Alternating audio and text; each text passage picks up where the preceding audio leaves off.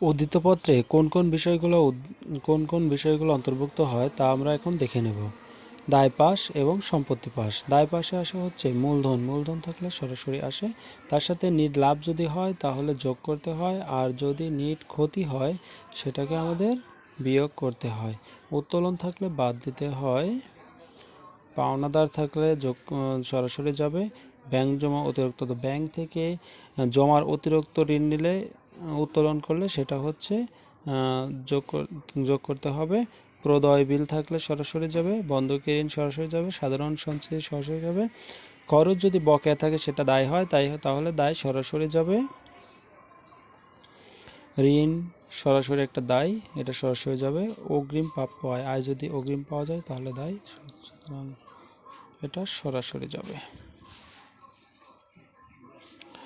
এখন আমরা সম্পদ পাশ দেখব। সম্পদ সমূহ।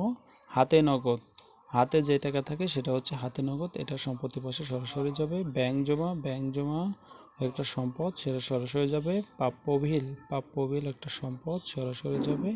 বিবিধ দেনাদার একটা সম্পদ, তাদের কাছে টাকা পাবো, এটা আমাদের সম্পদ, সরাসরি যাবে। সমাপনী মজুদ পণ্যের মধ্যে যেটার বাজার মূল্য কম সেটা যাবে। বিনিয়োগ সরাসরি যাবে। স্থায়ী সম্পদ, এটা সরাসরি যাবে। যদি অপচয় থাকতো তাহলে বাদ দিতাম। সুনাম সরাসরি যাবে। এই আইটেমগুলোই।